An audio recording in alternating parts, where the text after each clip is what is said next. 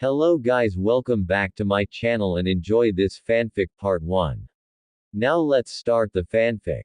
A young blonde panted harshly on her knees at the surface of the water, chakra barely keeping her up. Her blood was running heavily from the tears on her shoulders down to her hands, dripping heavily and mixing quickly with the glass-like, flowing floor below her.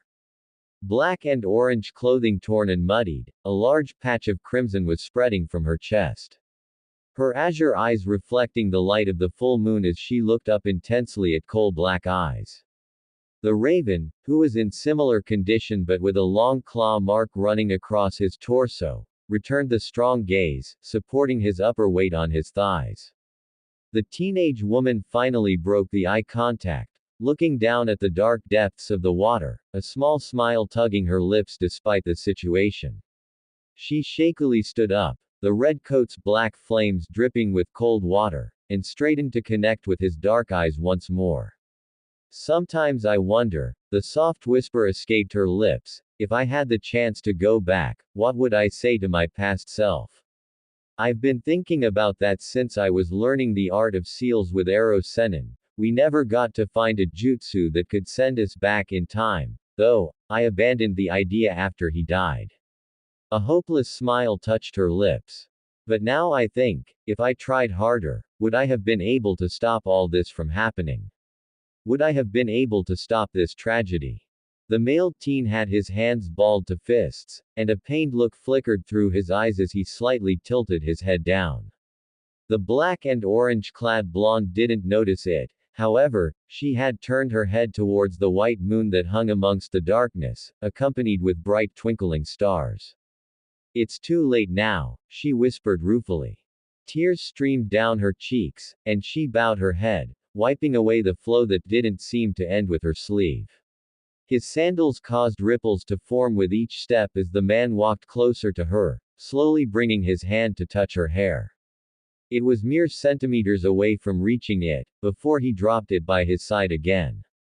I'm sorry, Naruto. Naruto looked up in shock with moist blue eyes, more tears flowing down her cheeks, lips parted slightly. Forcing a small laugh, she quickly rubbed her wet cheeks. Did Itachi punch some sense into your thick skull, Sasuke? I've never heard you apologize in, what? 3 years. Feeling a sense of relaxation wash over her, she daringly stepped forward, leaning her head on his chest as she wrapped his comparatively large hands with her small ones. Your eyes look different. Sasuke's eyes flashed with unrestrained surprise, before a ghost of a smile appeared on his lips. He took his hands away from hers, ignoring the slight tense of Naruto's shoulders. He then enveloped his hands over them, much like she tried to do, and rested his head atop hers. Uzuratonkachi. Naruto's eyes grew wide, and new teardrops formed at the corner of her eyes. Sasuke loosened his hands from hers, and wrapped his arms around her, holding her. Hands free, Naruto brought it to clench his shirt at his chest, crying harder. Since when were you such a crybaby? The two stayed in the same position until Naruto finally calmed down, fully satisfied of releasing all her pent-up emotions. Sniffles were what were left compared to the bawling she had done earlier, and Naruto finally let go of him. I'm not a crybaby, you jerk. She softly punched him, her hit so light Sasuke wondered if she had even done it at all. You do realize that I am your enemy, right? Sasuke panted, still as tired as she from their fight. You will never be. I never thought of you being anything else other than as my best friend. Naruto smiled weakly, exhaustion starting to take over. Though I guiltily admit, I had always wished. Naruto. Sasuke caught her before she fell. Oi. Get up. Her eyes had become unfocused, before she managed to bring a hand up to cup the man's cheek. Sorry, Sasuke, I'm sleepy. Naruto pulled the last grin she can make, taking in Sasuke's features one last time. Though I guiltily admit, I had always wished we were more than best friends. Sasuke's face blurred, and Naruto felt her eyes droop. But, I was still alright with the close friendship we had. I was happy with you just being at my side. Naruto lifted the corner of her pale, chapped lips. And I can rest in peace knowing that you're back to me. Even if it was only for a short while. No, Naruto. Don't sleep, damn it. Sasuke desperately shook her shoulders, eyes widening in terror as the girl's eyes slid shut slowly. Namikaze Uzumaki Naruto is now gone from this world. Sasuke shook his head. Naruto would be gone after a day has passed. He unzipped her jacket and lifted her shirt to reveal her stomach, ignoring the glowing seal. Biting his thumb, he drew blood, using the red liquid as replacement for ink. He drew squiggles and kanji characters over the Jinchuriki seal. The preparation of the jutsu complete, he felt his life force draining away at a rapid speed, into the blonde woman in front of him. His fingers combed through the tangled golden tresses, thumb wiping away the last teardrops that had escaped her eyes. He slowly formed the hand seals, and on the last one he uttered the jutsu, the wind carrying the whisper. Thank you, Naruto. Thank you for believing me. After all this time, Sasuke's lips curved into a gentle smile as he weaved his fingers with the blondes. Thank you, and his form collapsed next to Naruto, and rolled over to face the vast, midnight sky. Farewell. Surrounded by a beam of light, Naruto disappeared. Crimson, demonic eyes snapped open as the ground the beast laid in shook. He hadn't died as fast as his blonde Jinchuriki did, though he did feel quite drained. Taking in the light that shone out from the doors where his captor's memories lie, the many symbols and scribbled kanji that spread throughout the area, Kurama instantly knew what was going on. He did not need to read the seal to figure what was occurring, and the fox sighed heavily. That stupid Uchiha brat. What Naruto saw in the reckless and idiotic boy, he would never know. But one thing's for sure, the Uchiha brat didn't have enough chakra to even send her back to their newly genin days. Even if he did, Naruto wouldn't have time to stop everything. Well, at least Uchiha put his life into her, so Kurama wouldn't have a problem with that. The demon forced his chakra out in one giant blast. You owe me a hell of a lot for this, Uzumaki brat. Kurama muttered inwardly, settling his head back on his folded arms. Though, I know you'll push some more favors out of me in the future, or should I say past. You can see through many things. As most of you have probably realized, my full name is Namikaze Uzumaki Naruto. As in, Minato and Kushina's child. Obito and Rin gawked. They both looked at their teacher, and saw that his face was grave. They never saw him look that serious before. They turned to their teammate, Kakashi, and saw that he had furrowed his brows in confusion. Rin and Obito finally turned back to the Naruto, who didn't explain further. Minato wanted to confirm his suspicions, though. I have never gotten a woman pregnant before. I have never had before. Rin and Obito blushed. That would mean that you could have only come from the future. Kakashi interrupted in disbelief, finally getting it. He looked at Naruto, and thought through what had happened in the mission. Naruto had somehow known that Rin was going to be interrogated by a genjutsu. Rin had said that when they first found her, she had very large wounds, but there wasn't a sign of an enemy nearby. She didn't know where she was, and was confused with her age. She mentioned a kid's name that was most likely the same age as them, but they never heard of him before. Naruto seemed like she was from a different world, or more correctly, time. Rin had suspected that a little, but it sounded so far-fetched. There was no way. She checked Naruto's expression, looking for any signs of surprise, or maybe traces of lies. But she was shocked when she saw that Naruto was merely grinning. She looked back on when they first found her, much like how Kakashi had, and realized that it made sense. Naruto's confusion to her surroundings was evidence. Obito looked between the two blondes, and then back to Naruto. He felt a little dizzy, and decided to plop to the ground, surprising his two teammates. So let me get this straight. Naruto's the future child, of my senseis, meaning that she time traveled back here, and is really wait hold on, 13 plus 13 oh. 26 years old. He shrieked. The other 13-year-olds cringed. Naruto sighed. Not really. If you look at it like that, then it's really 30.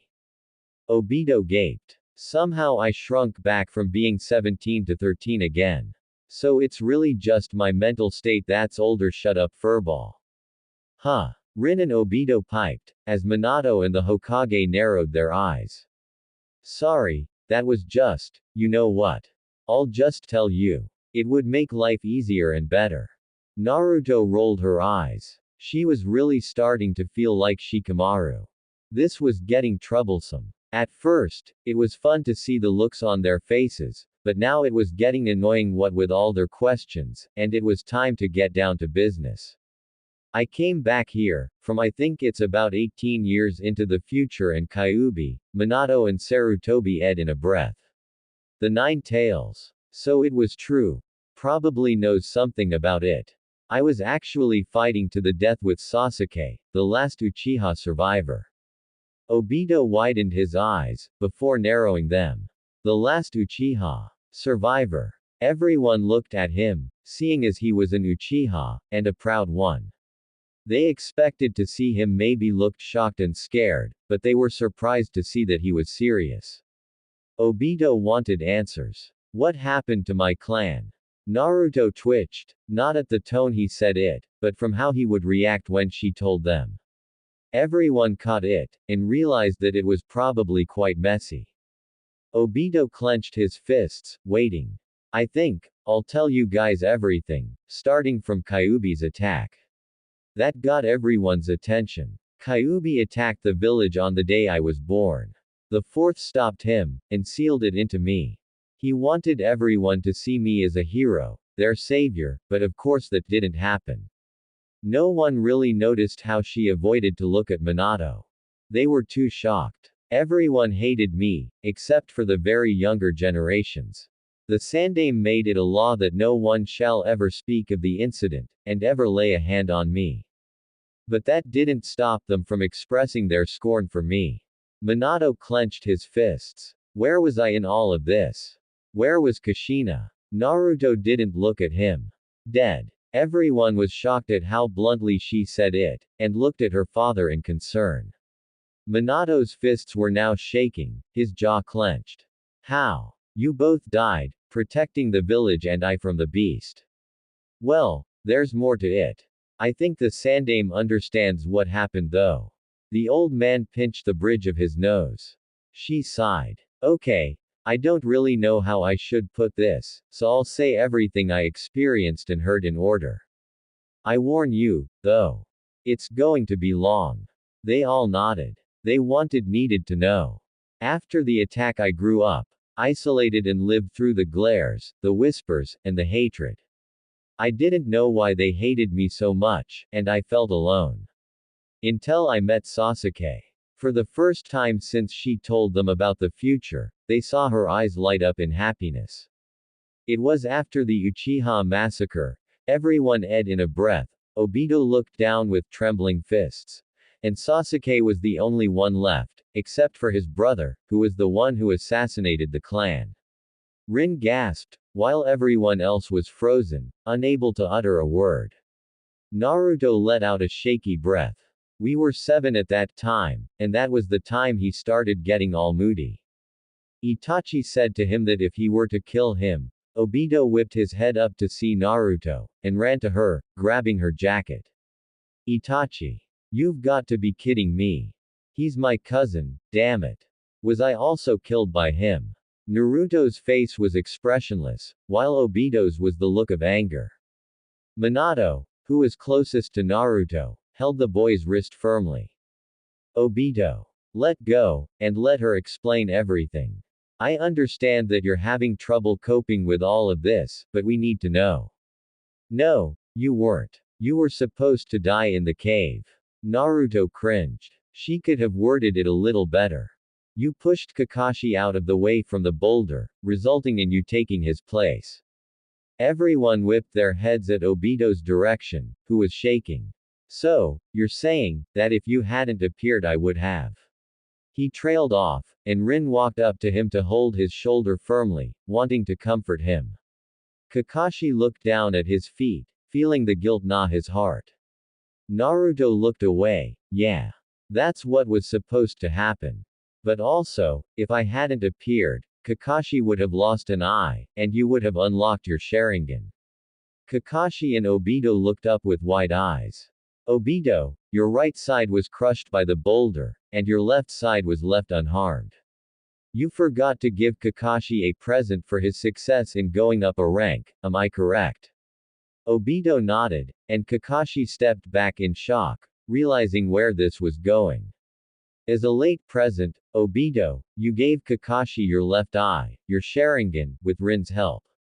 Rin's legs gave in, and she sat down on the floor. Her face was streaked with tears, as she sobbed in her hands. Kakashi and Obito stared at each other, processing the information.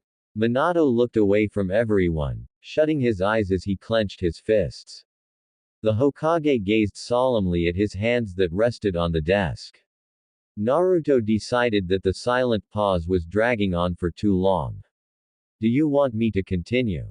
I can stop here, and wait for you guys to recover. Team 7 stood up straight and shook their heads, dismissing her suggestion. They were ninjas of Konohagakure, and they needed to protect their village. They couldn't try to ignore the opportunity of saving the village's future when it was just handed to them on a silver platter, now could they? The blonde told them everything, watching their expressions. She explained in detail, making sure they got the point. Naruto told them all that she could remember. They were pale throughout the whole timeline, getting paler by the minute. Obito shrunk back when he heard why Itachi did it, and was shaking uncontrollably when he heard about Sasuke's situation. He didn't want to know how he felt. Rin and Kakashi's eyes were wide, the Sandame's face was solemn, as was Minato's. Naruto choked on some parts, mostly when she talked about Sasuke. She looked away from everyone, knowing just what the looks on their faces were. When something great happened, it crashed down again. And the Fourth Great Ninja War. That was probably worse than the other wars the world has faced. It's a wonder how they even survived fighting the legendary ninja zombies, and Uchiha Madara. Yeah, we weren't living the calm, peaceful life, of course. The future's a mess. I don't get how I got here, now you tell me. Naruto blanked out for a moment, a vacant look in her eyes. When she got back to normal, however, tears were forming. She used her sleeves to wipe them. She spoke in a weak, wavering voice. Kyuubi told me that Sasuke used a jutsu to send me back, and was probably trying to get me back to when we were kids so that I could change everything. Kyuubi used his chakra to send us further back, however, knowing that it was easier to start from the very beginning. I was supposed to be dead, but Sasuke, Naruto choked on her words, the tears falling even more. That idiot pushed his life force into me. Everyone looked away, knowing how hard it is for her to explain everything. And what made it worse for her was that she loved the Uchiha boy. Minato was glad that Naruto understood what he and Kushina wanted for her.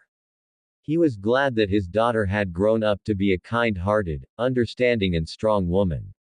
His eyes softened as he smiled, looking down. Well, then I ended up here, and all that.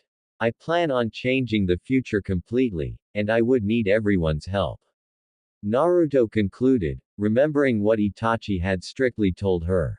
She noticed the tense atmosphere in the room, and wanted to remove that. Everyone nodded, determined. She grinned, getting her smile back, which everyone was relieved for. I'm hungry. Is Ichiraku, here? She rubbed the back of her head. Everyone faltered, already knowing her love for ramen. Minato smiled. Yeah, it's already made. Ichiraku's quite famous now. Naruto whooped. Alright. Sarutobi had a hint of a smile. Now hold on, Naruto. We need to think up of a cover for you. Everyone would notice the similarity between you and Minato. The girl nodded, understanding his point. Oh right. Rin piped up this time. How about this? Naruto is Minato-sensei's long-lost sister, who was separated from him during the beginning of the war. Not many people know about Minato's family, and they would welcome her warmly. The third nodded, the idea was good. That's believable, and a very likely scenario. We'll stick with that. Minato smiled brightly. Then she could live with me. I have a spare room, and I want to get to know my sister a little better. Naruto grinned, liking the idea. You'll be a Chunin, and would be able to enter the Junin exams. Since the other teams are full, and it's a good idea to let Naruto be with you four, she'll be a new addition to Team 7. Obito whooped, and the others smiled. Rin was happy she will no longer be the only female in the team, unlike other teams take that.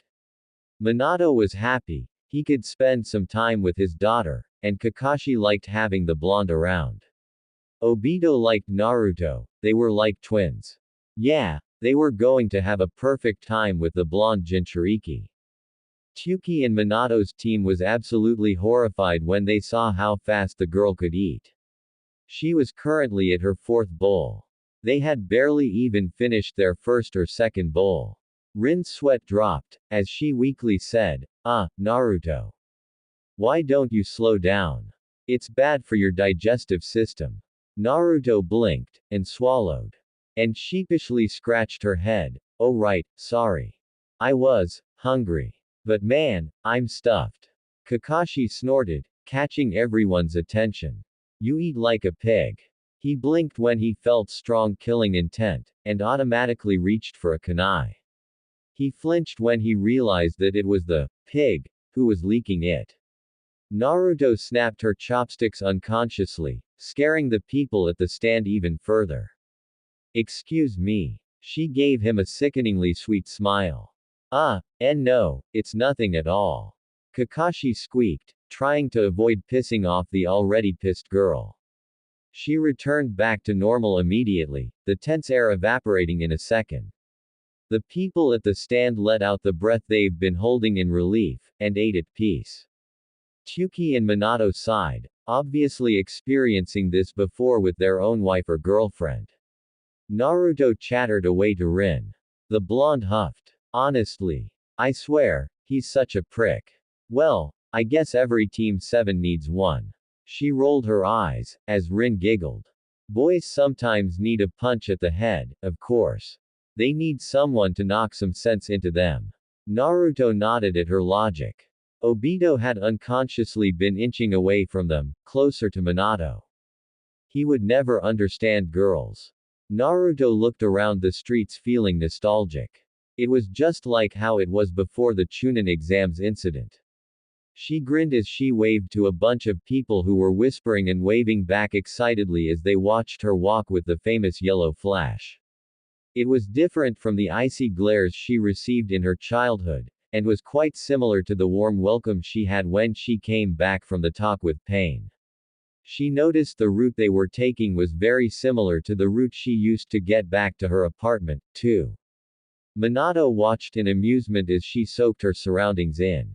He smiled when he saw her grin at the people around them, waving. When she finally realized where they were heading, Naruto stopped in her tracks. She turned to look up at Minato, eyes wide. You live here. Minato thought she was displeased at her new home, so when he turned only to see a pleasant smile on her face, he was quite surprised. He honestly didn't know why she looked so happy. The apartment was old and looked a little shabby, something females never likes. He thought it was fine, really, as long as it can provide good shelter and comfort. Well, yes, I'm sorry that it looks worn down and all. Hope you don't mind. Naruto blinked but widened her grin. It's not that. I used to live in the same apartment before it was blown away. Minato's lips quirked into a smile as his eyes crinkled upwards. That explains your good mood. Yup. I think Kakashi-sensei would have arrived by now. What's keeping him? Naruto groaned, and Rin nodded, also wondering what Obito did on a daily basis that got him late for every meeting. Kakashi twitched when he heard the sensei bit. He was definitely not used to it, and probably never will. But it did make him happy that his future student displayed affection for her teacher. It meant that he was doing a good job. Sorry I'm late, guys. You see, there was this old lady that dropped her tomatoes down a hill, so naturally I just had to help. Naruto's eye twitched before she sighed. Well, at least your excuses are more believable. She rolled her eyes. But seriously, Obito. That doesn't take 4 hours. What happens if you're late for a mission? Kakashi shook his head. Obito's only late when we have team meetings. Naruto blinked. That was what Kakashi, of the future, often did too. Now that we're all here, can we get on with training? Minato nodded, while Obito mumbled to her. You're awesome and all, but seriously, you should stop obsessing with training. You sound like Kakashi. Kakashi glared lightly, but Naruto just grinned. Yeah, I love training, so what? She stuck her tongue out. But at least he's getting better. I think he's just still getting used to the stick's absence from his A.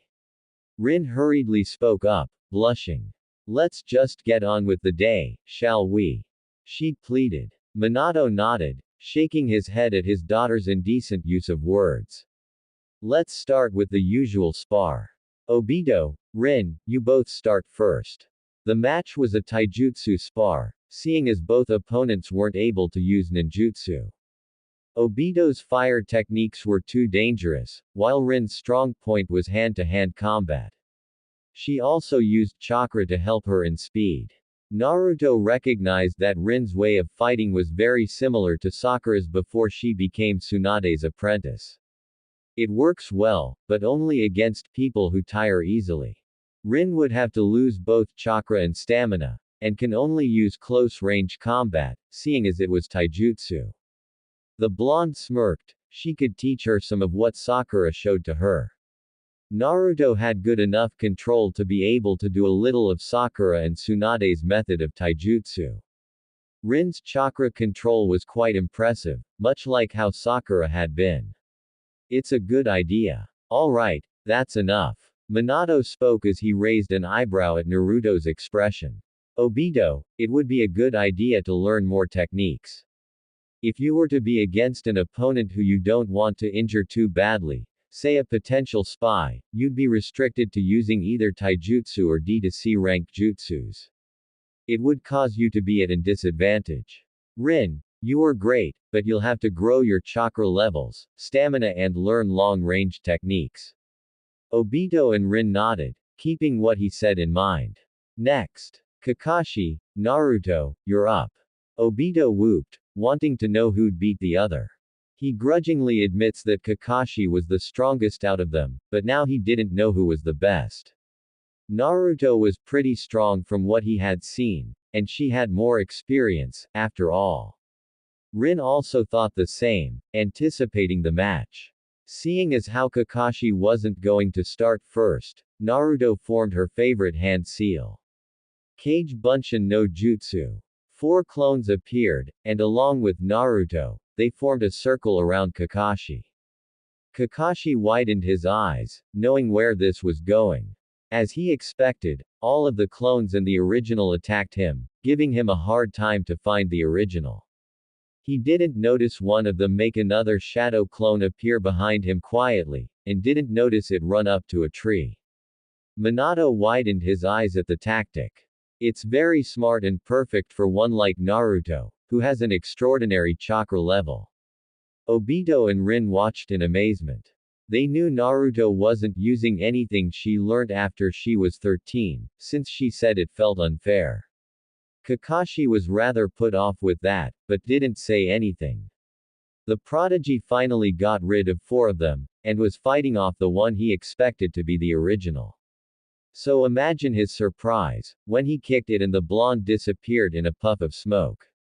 He realized what Naruto did immediately. Kawari me with another clone. He growled in frustration, before looking around. Naruto stayed hidden in the tree, getting ready. It wouldn't be as great as Lee's or Guy's, but it would have to do. She stealthily went back down, and applied chakra to her muscles. She dashed across the field, looking like a yellow blur.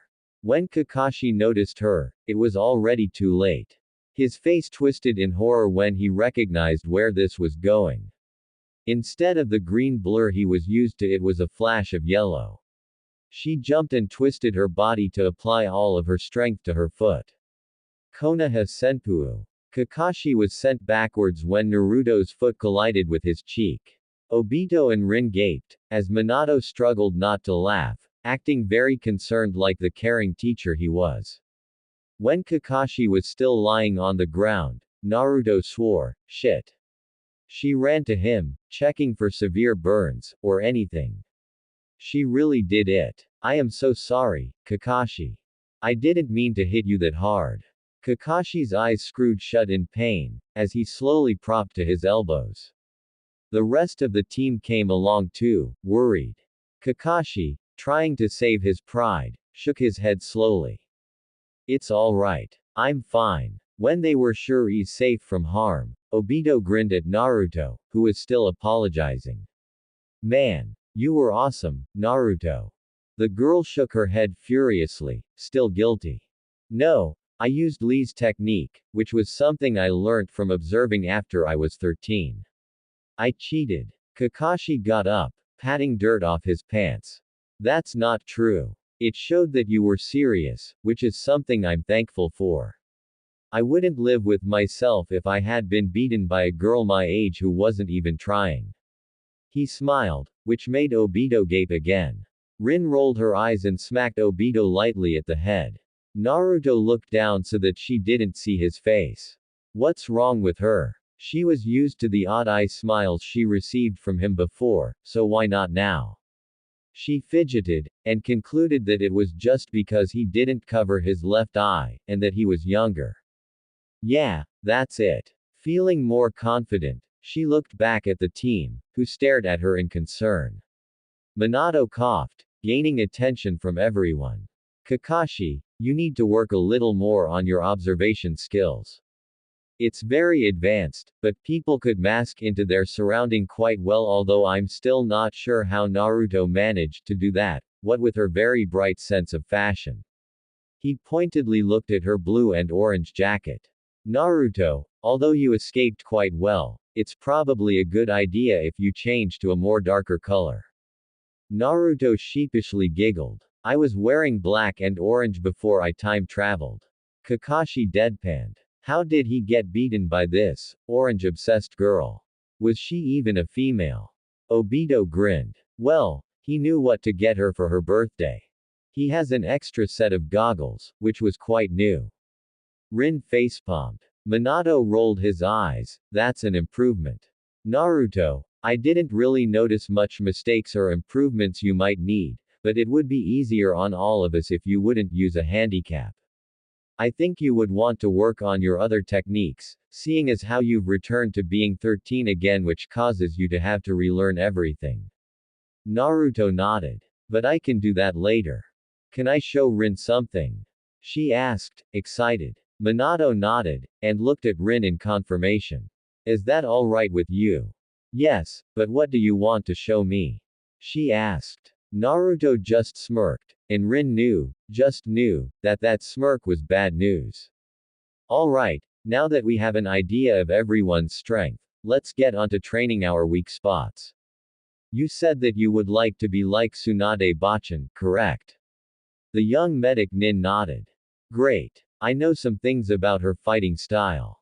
It's not much, but I'm sure you can improve it, what with your amazing chakra control.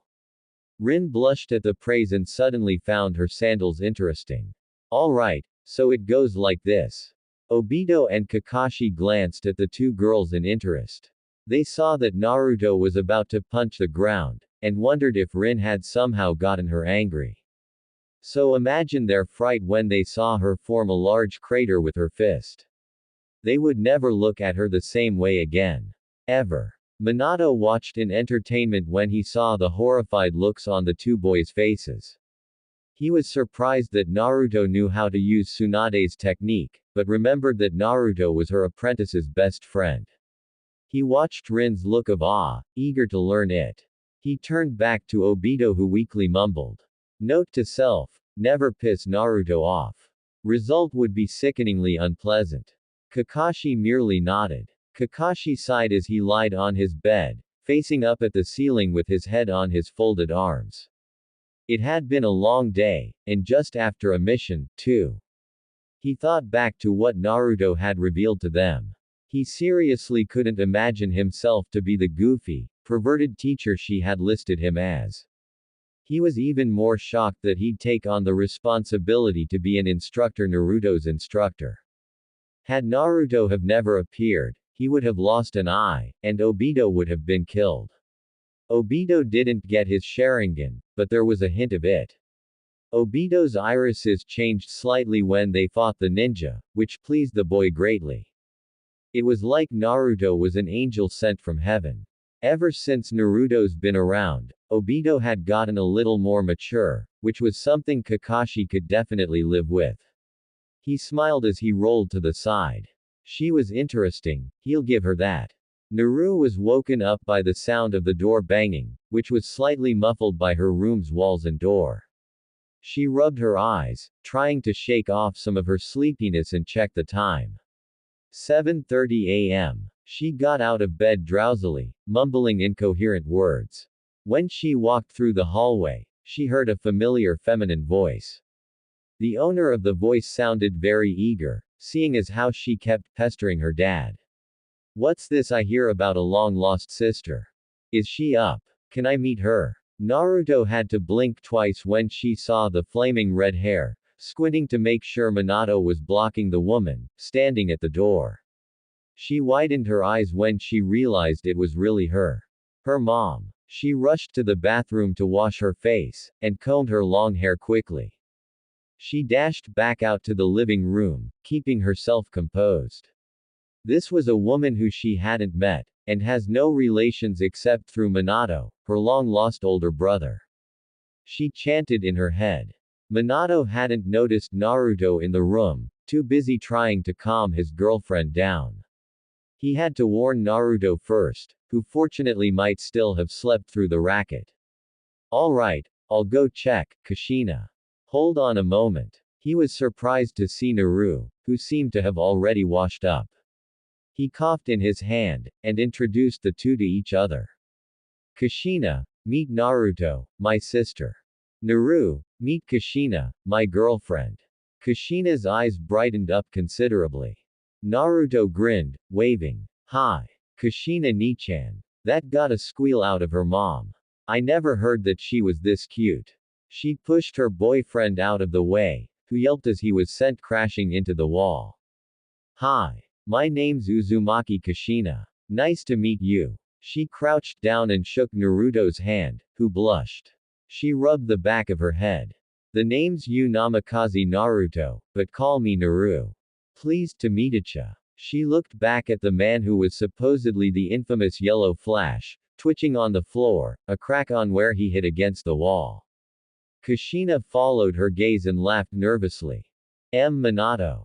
Are you alright? He twitched in reply, as the cracks on the wall grew bigger. Naru and Kushina cringed when pieces of heavy wood broke off, and landed on Minato's most intimate place. Yao W. Kakashi, Rin and Obito were very surprised to see a very pissed-off Minato limping as he was being supported by Naru, who had his arm slung around her shoulders with the other by a woman with bright red hair.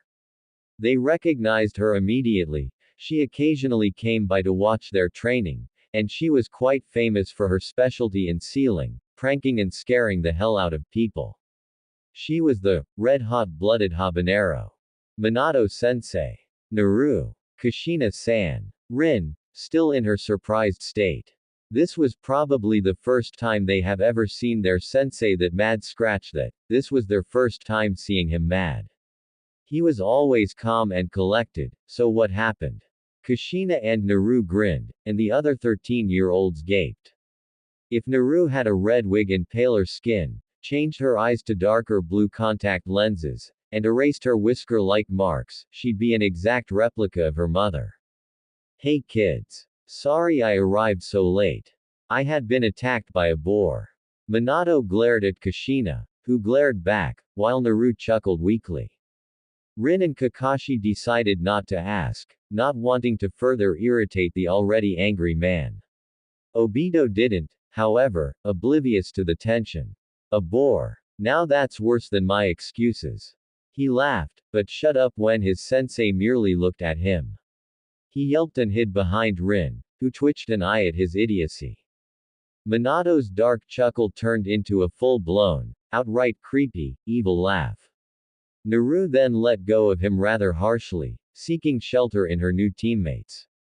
She glomped Kakashi, who was the farthest away from the man, shivering in fear. The boy didn't have the heart to shove her away, seeing her distress, and he also wanted to cling onto someone himself. Kushina gaped, feeling horribly betrayed. She did the same then, but ran, fleeing for her life back to her own apartment. Minato's chakra spiked, and he started trembling now as he got up from his crumpled state on the floor. His eyes were shadowed by his hair, but Kakashi, Rin and Obito saw the insane smile that was plastered on their sensei's face. Poor little Naru buried her face into Kakashi's chest, sobbing. Everyone flinched when they heard the hysteria dripping from Minato's voice. How about a little training session? It's been a long time since we've had that, don't you agree? Naru would have piped up that she hasn't been with them very long, but when she felt Kakashi shudder, she decided against it. And she was still sobbing.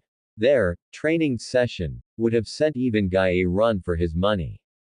When Kushina finally reached her apartment, safe and sound, she collapsed on the sofa.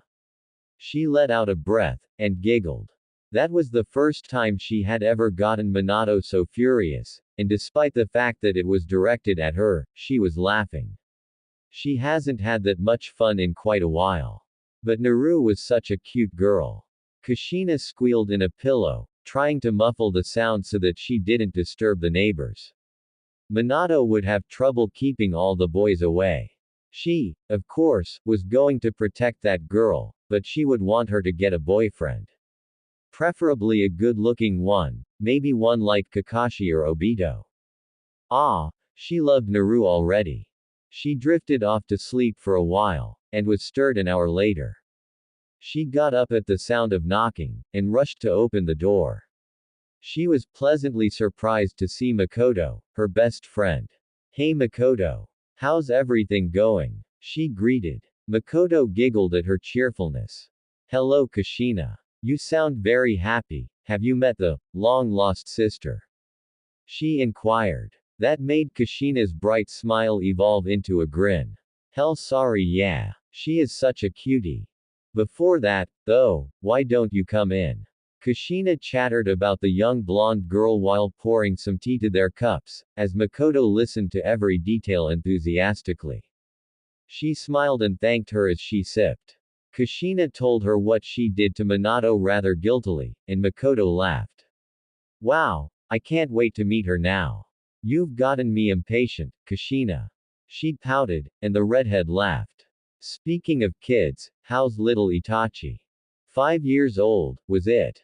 I haven't seen him in a while, with the missions and all that. Makoto smiled affectionately. He's such a sweet child. He doesn't cry a lot and barely causes any trouble. He's so nice and sincere, that it's as if he's an angel in disguise. This one time, I feel like I have just been trampled by hundreds of bulls. Naru whined as she leaned against a tree, trying to stand. Kakashi's eye twitched uncontrollably. Yeah. Well, I feel like I have just been trampled by 200. Obito whined louder. Rin's fist trembled with a nerve threatening to pop as her eyebrows went into a twitching frenzy. Minato watched the four, and was really regretting to not bring some popcorn. Shut up, Naruto. Who was it that dragged your sari through the whole lapse? Oh, I remember, me.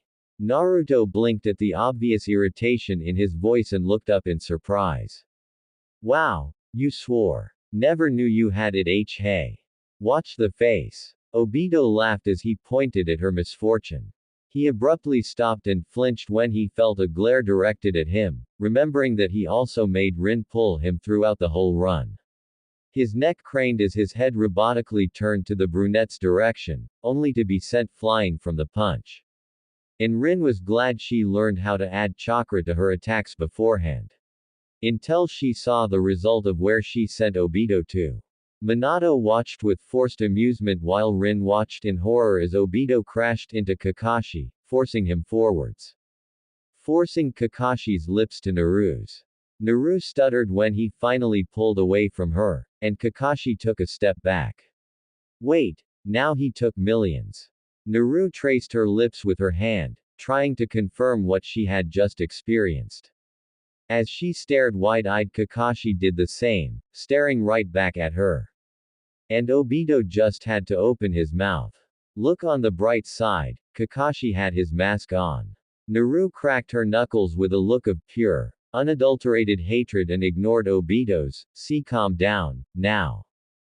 Stay away. The startled birds flew away from Konoha, along with the other birds that had lived nearby the village.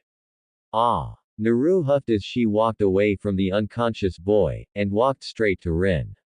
She held her hands firmly, and Rin blinked at the seriousness in Naruto's dazzling blue eyes. Rin, that kiss with Kakashi was nothing, you hear me? Don't think for a second that I was trying to abuse your feelings, 'cause it was all unintentional, got it? Naru tightened her grip, although not so much as to hurt the brunette. Rin blinked several times more when she realized that Naru was trying to reassure her about the incident. She smiled. I don't mind at all, Naru. Really, she didn't. And that worried her. Naru let go in surprise and tilted her head to show her confusion. What? I thought that you, she trailed off, unable to comprehend what just happened. She was sure Kakashi-sensei told her that Rin had a crush or more on him, and seeing how crestfallen she was to hear that Kakashi would have left her made her even more sure about it. Rin still had her smile, but on the inside she was rolling around, very confused. She had a crush on Kakashi, or so she thought, but felt nothing except for the guilt when she saw him kiss Naru by her actions. Nothing. She didn't get it at all. Minato frowned, concerned for Rin. He noticed that she didn't have a hint of a lie when she said it didn't bother her, and how even she was surprised herself. Which was odd. He then remembered what had just happened and glared at Kakashi, who was still frozen. Who would have thought that the calm and collected yellow flash was the overprotective dad type? Kakashi didn't know what to make of this. He had just lip-locked with his future student, and he only knew her for 2 weeks. To make it worse, he liked it. Oh dear Lord, was he going to be the same perverted man his future self was? Was he going to shamelessly read the Ika Ika series in public? His head started spinning, and was it just him, or did he feel some major killing intent? He twitched, knowing the only person who could emit such hatred for him that moment could only be either two blondes, but the younger one was too busy apologizing to Rin. That meant, Minato-sensei. He yelped, seeing the man attempt at glaring a hole through his head. What happened just now was completely unintentional. Obito was the one who shoved me into her.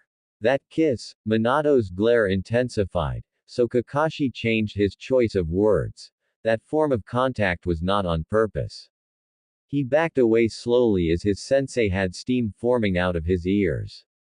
I can't believe that I kissed a guy by accident again. Naru whined, and everyone whipped their heads at her.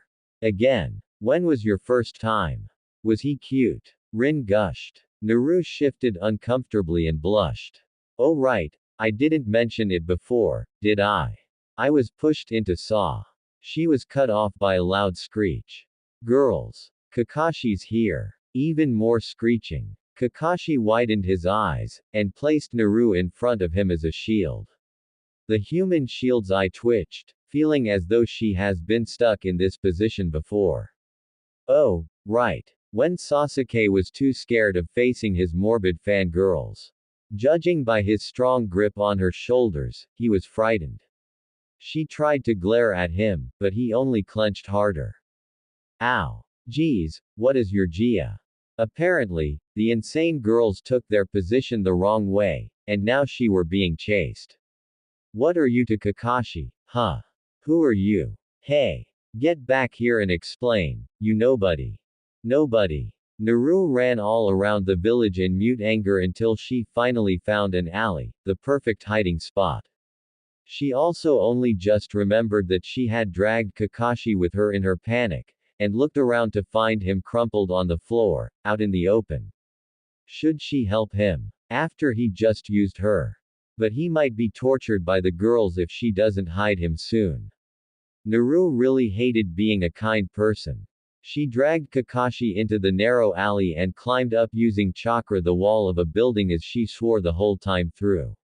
She accidentally hit the boy against the wall as she held him by his sword straps, and hoisted him up on the roof.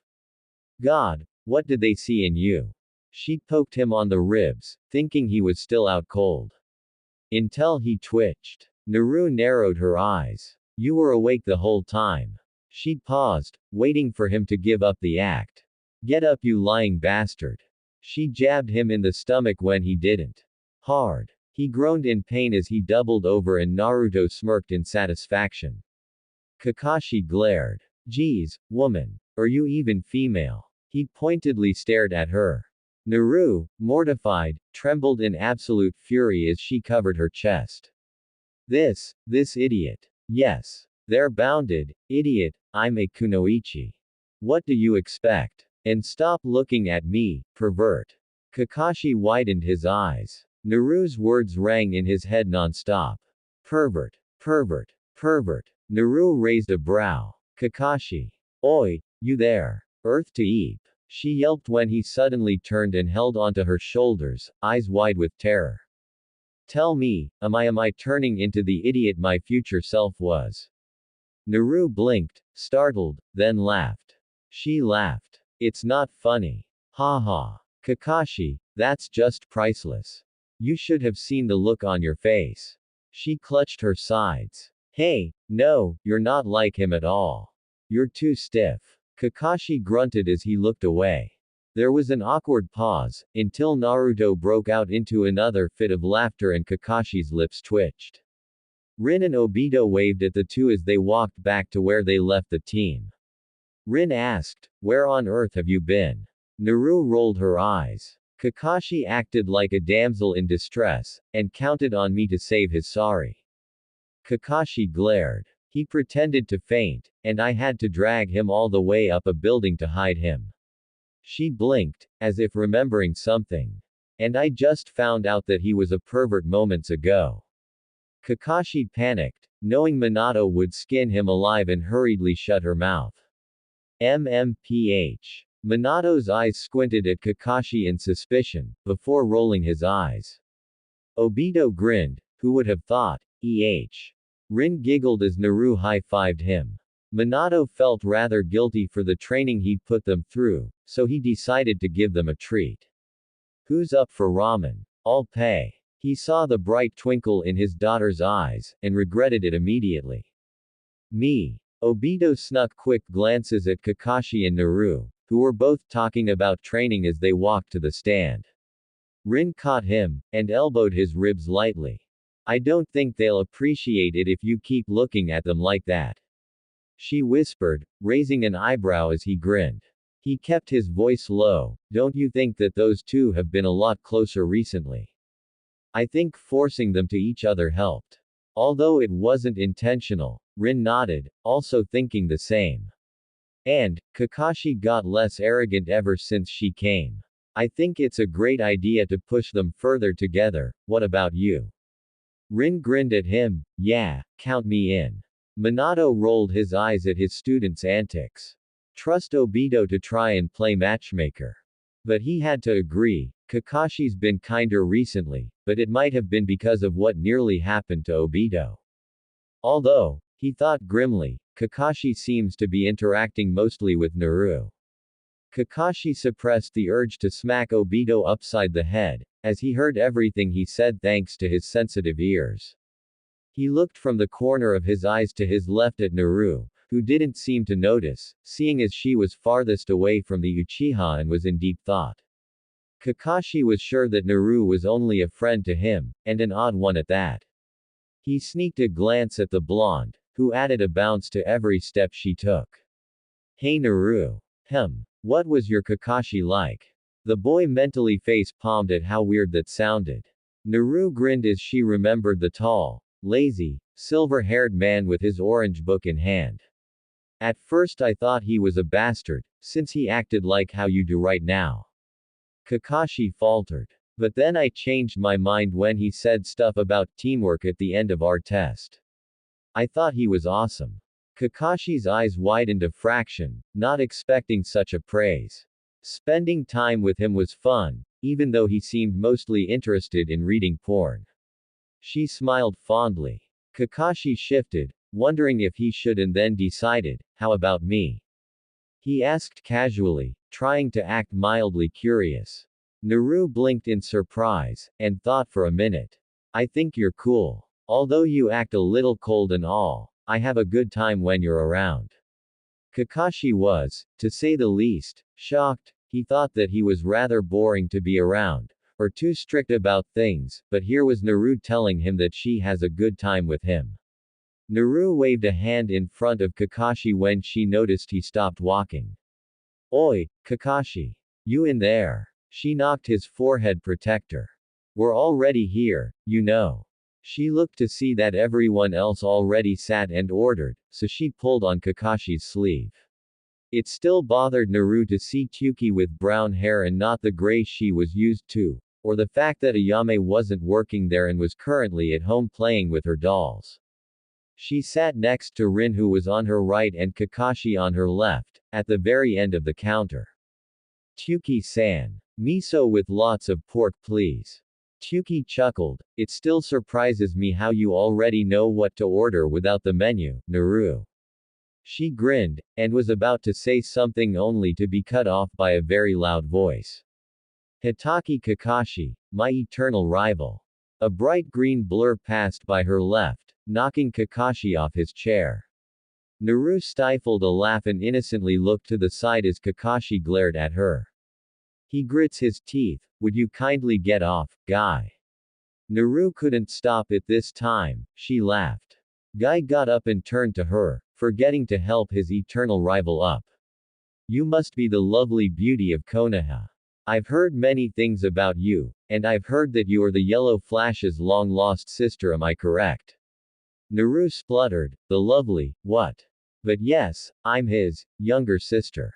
She glared at Kakashi, who started smirking at her discomfort. Even though she couldn't see it, his smugness was radiating out of his form. He smirked. Naru's fists trembled in fury. Guy gave her a thumb up. His mouth stretched and showed his teeth that sparkled. Nice to meet you. I'm the beautiful green beast of Konoha, made a Guy. Naru could have sworn he had light shining all over himself. Kakashi got up, still smirking. Naru felt the need to punch him. So she did. And boy did she regret it when she saw Guy's sparkling grin widen. What a youthful. Naru resisted the urge to groan. Young lady. He slapped Kakashi's back repeatedly, unknowingly giving pain to the silver-haired Junin. You lucky man. He chuckled loudly. All right, I challenge you to a duel for this lovely maiden's beautiful heart. The lovely maiden sobbed on Rin's shoulder, who encouragingly patted on her back. The Jinchuriki heard Kakashi sigh. You can have her for all I care. Naru shot up in panic, and just knew that the idiot was smirking again. She gave Guy and the others. Obito was laughing his off a sweet smile. We'll be back in just a second. She didn't wait for their reply as she pulled Kakashi out of the stall by his ear. What the hell, Kakashi? Naru shrieked in his ear once they were farther away. Kakashi clutched his red ear. What? It's not like I like you or anything, and he seemed pretty infatuated with you. He smirked. Or did you want me to accept his challenge, Did you want me to be jealous? He hinted on the last word, and Naru turned red. No. I mean yes to the first, but no to the second. I don't want him to win my beautiful heart, Kakashi. Help me. She whined, pulling his arm down as she sobbed. Kakashi, clearly annoyed, tried in vain to shake her off. Why should I waste my time? Naru pleaded even more, giving him her ultimate puppy eyes. I'll do anything you tell me to. And I never go back on my words, Datbeo. Kakashi smirked, and Naru wanted to slap her head at her stupidity. Anything. For the rest of your life. Naru gawked. That wasn't what she said. But judging by his smug look, he wasn't going to agree with anything else. She weighed her chances. The main problem and probably the most embarrassing moment of her life was Guy winning by default and proclaiming he got his lovely maiden's beautiful heart to the whole world. But if she promised Kakashi to do anything he tells her to until the day she died, that wouldn't happen. Is it worth it? She glanced back at the stall and remembered those godawful bushy brows. She pinched the bridge of her nose, knowing she was going to regret this later. Yes, anything for the rest of my life, but only if you win. She regretted it already. But it's not like he's going to make her run around the streets or anything, and he does know that there were limits. Naru really needs to think of an escape plan before she killed Kakashi. She didn't look at his smug expression as they walked back to the ramen booth. She slumped on her chair, and whimpered on Rin's shoulder again. Everyone else snapped their heads to Kakashi's answer, stupefied. On second thought, I accept your challenge, Guy. Kakashi glanced at Naru, and smirked even more, and I really don't want to lose to this, either. Minato, Obito and Rin just wondered what Naru agreed to for Kakashi to change his mind and be this eager.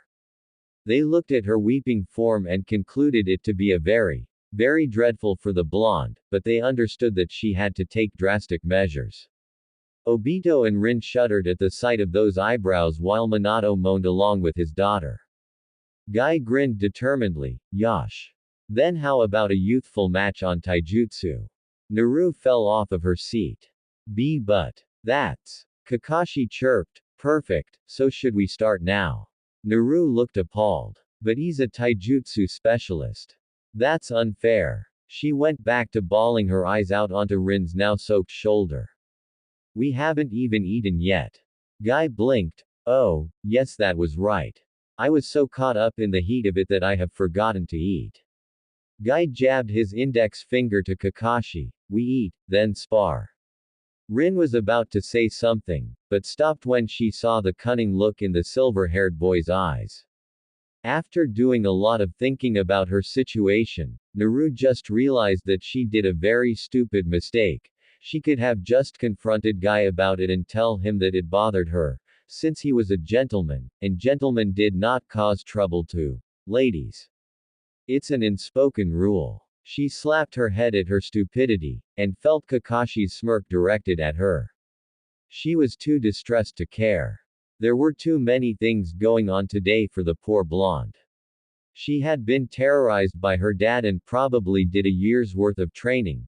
Kakashi was forced to kiss her. She was chased all around the town by his fangirls. She had to drag Kakashi up a building. She was questioned on her gender by the ungrateful Guy. Guy challenged Kakashi to a duel for her heart, and she sentenced herself to do anything Kakashi tells her to for the rest of her messed up life. Naru decided that this was the worst day of her messed up life. Junin exams. Naruto asked, surprised. She had been in this time period for 4 weeks, nearly a month. They had decided to list her as Chunin, to make up for Kakashi who had been promoted. Rin, Obito, Naruto and other Chunin ninjas stood in front of the Hokage at his office. Sarutobi nodded. This exam does not include other hidden villages and it would be taking place here in Konoha. It starts 2 weeks from now, on the 11th of May. The judges would be Junins, and I would be around to watch. Like for the final round of the Chunin exams, you will receive a number and we would assign you to another Chunin by that number. You would spar with them, the winner will go against the next, and so on until there is one person left.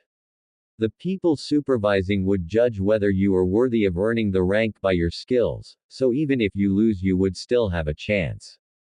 They would stop the match if it gets out of hand, since we don't want anyone dying. We need all the people we can get for us to survive this war. Everyone nodded, understanding. Everyone nodded, some relieved. He smiled to them, wishing them good luck. The Chunin went out, talking to each other excitedly. Obito stretched. Finally. I can't wait, but I seriously don't want to go against you guys. He shuddered. Rin rolled her eyes, but smiled fondly. I don't want to go against you either, since you're too cowardly for my tastes. She teased, giggling when he blushed and stubbornly turned the other way. Naruto and eyebrow. Since when were you guys all nice and friendly, She grinned, and pumped a fist inwardly as she saw the two of them blush. Well, I don't mind going against you guys. I prefer Obito though. Rin seems tougher. Obito gaped, feeling betrayed. Hey guys, how was the meeting? Minato called out, next to Kakashi. Naruto brightened at the sight of them. Yo, Minato-sensei, Kakashi.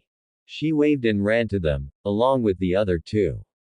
It was boring. Naruto complained, Obito nodding in agreement. Kakashi rolled his eyes, what did you expect?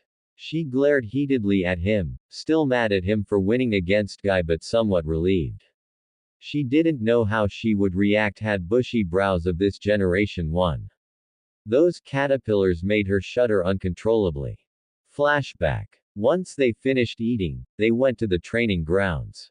Guy was flattering Naruto non-stop, much to Obito and Kakashi's amusement. Minato had been cursing the green beast. As cruel as this may sound, he in no way saw the kid. Beautiful, and Naruto inched closer to Rin, forcing a smile. They watched in silence as Kakashi and Guy stared each other down, waiting for the other to make a move. Naruto was stumped on who she wanted to support, seeing as both had unpleasant results. Kakashi would make her his slave, and Guy would be even more encouraged to grab hold of her love. Guy seemed to snap and attacked first, aiming a punch at Kakashi in the gut. The boy dodged, and grabbed his wrist. He pulled him forwards, driving his bent leg into Guy's stomach. The black-haired boy doubled over, but regained his strength quickly, narrowly avoiding Kakashi's kick at his back as he jumped. Kakashi jumped higher than Guy, and nearly slammed his leg down on his chest, only for the green-clad boy to twist in midair. They landed on the ground, but Guy was faster, and swept at Kakashi's feet. He jumped to avoid it, only to get kicked whilst he was in midair. He cursed Guy's flexibility as he clutched at his stomach. They exchanged several punches, kicks, and occasionally sweeps, until Kakashi was backed into a tree. Konoha Senpuu. Kakashi managed to dodge, but was forced into the air from the impact. Guy took this chance, and slammed his leg onto his stomach. Kakashi hit the ground hard, which put a grin to the black-haired boy's face. Until he collapsed on the floor, face scrunched up in pain, clutching his right side, just below his ribs. Rin recognized this right away, and slapped her forehead, I knew it. Naruto blinked, and looked back and forth between her teammate and Guy. Huh. Kakashi slowly got up, brushing off the dust and dirt from his hair. He got a stomach cramp after eating, like I expected. He smirked. Naruto knew by his smug attitude, and walked back to the group. I win. The blonde girl looked horrified, and pointed an accusing finger at him. How did you not get it then? You ate as well. I ate less, and didn't move around as much as he did. He fell for the trap. He replied simply, agitating the girl. So, Obito piped up, grinning as he high-fived with him.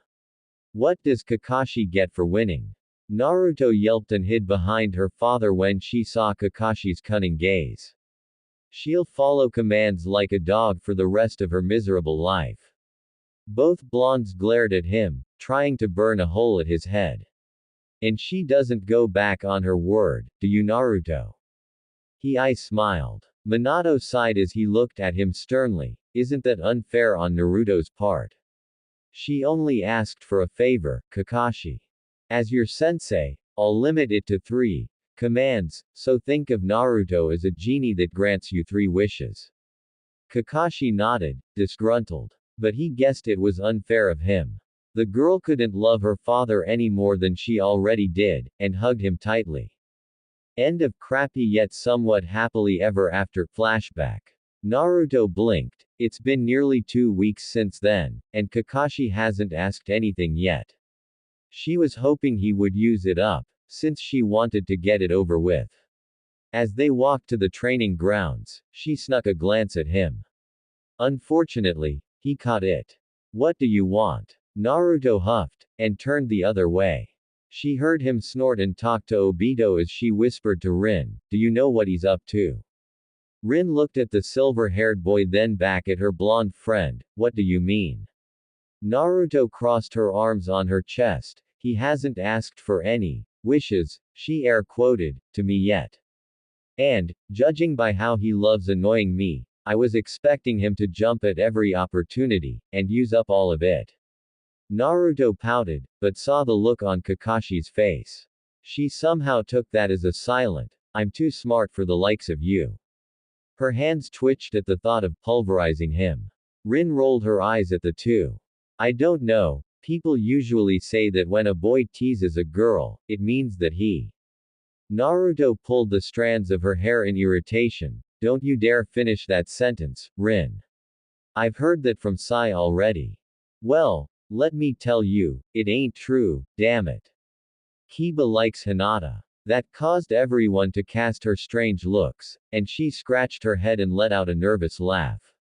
Minato sighed, we're here now, so let's just go on with our techniques. Naruto, I'll work with you on the types of Rasengans you thought up, whoop. But first you need to work on your chakra control. Naruto moaned. Kakashi, you may practice that jutsu, but don't go too far with it. I'll watch until Naruto's finished her chakra exercise, but when I'm gone, remember to stop when you need to. Kakashi looked away. I know you want to complete it, but it causes a great strain on your arm. It's too dangerous. At this, Obito clenched his fist, which didn't go unnoticed by Naruto. She raised a brow, and when the others were busy, she brought him farther away from them so that they wouldn't be able to listen. Obito looked away when she asked him what was wrong. Obito. His fist shook as he brought his eyes to meet hers. If I had died, Kakashi would have gotten my eye, right? He would have been more carefree, and he would have been able to use his Chidori. Naruto widened her eyes. Obito, what the hell are you talking about? This isn't like you. He raised his voice and cut her off, eyes flashing angrily. I couldn't just sit around and feel like I stole something from him, could I? That isn't like me. I stole his chance of completing his technique that he proudly made by himself, or be famed by all 5 nations. What makes it worse is that he tells me that it's okay. He's fine with it, even though he obviously isn't. Naruto had to strain her ears to hear his next words, me being alive only made him weak. Naruto glared, do you really think that? Do you understand? Obito glared back, did you see the look on Kakashi's face whenever he tries to work on his technique? I have, before and after that incident. You wouldn't understand. Slap. Naruto's hand was raised as Obito's head stayed turned by the impact, stunned. The blonde felt her eyes sting as it moistened, but she didn't care. She needed this idiot to see. You think I don't understand? Well, sorry to burst your bubble, but I do. Remember Sasuke? Obito got out of his stupor, and flinched. Yeah, well I was in his way to power. And I wondered to myself every single day since he drove his hand through my chest. I wondered if I was really a bother to him, to everyone. The burden I carry dies when I die. Obito's eyes widened as she let the tears fall. I was thinking that the world would have been better off had I died.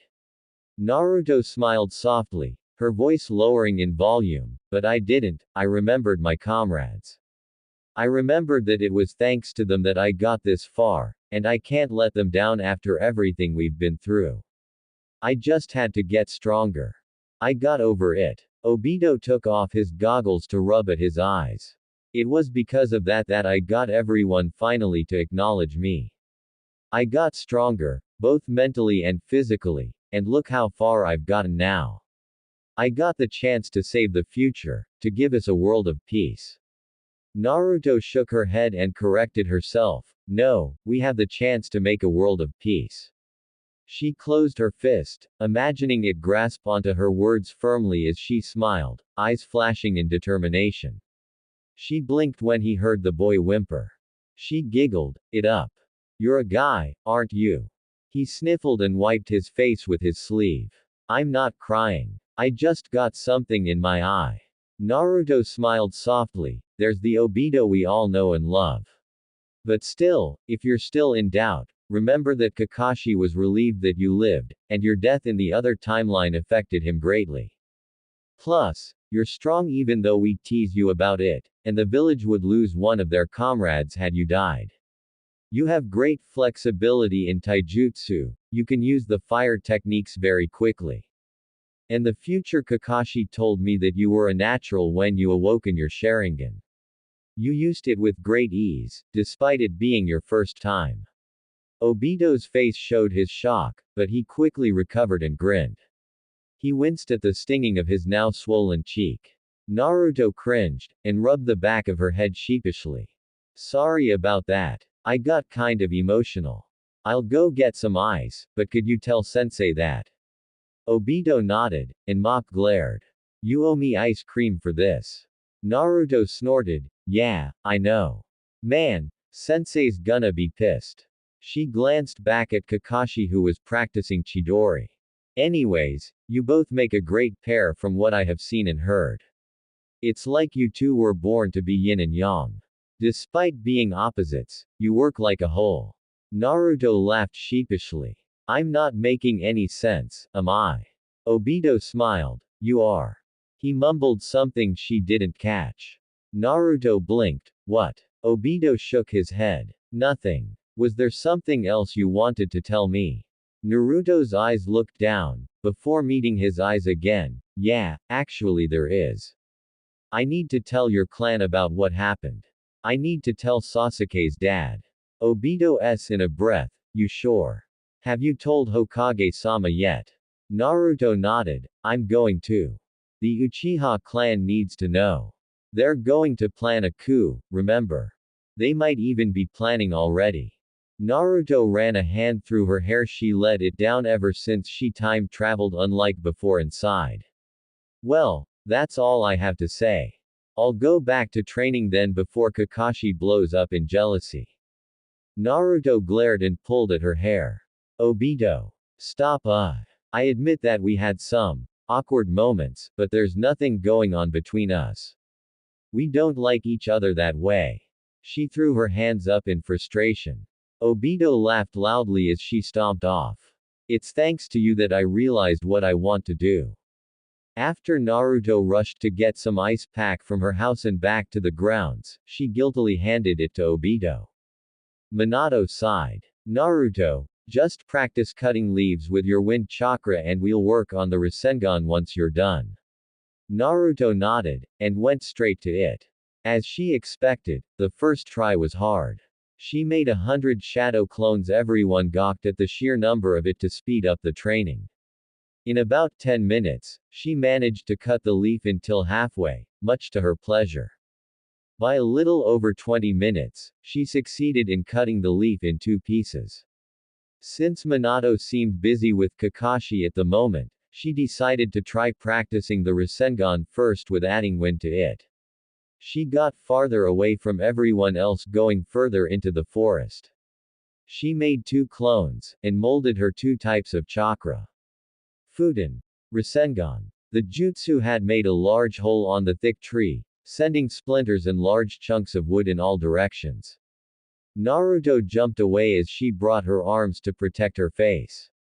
Once deciding it was safe, she let them down, and was satisfied with what she saw, until she noticed that the tree was about to fall on her. Damn it. She jumped to the side, just barely out of the tree's way.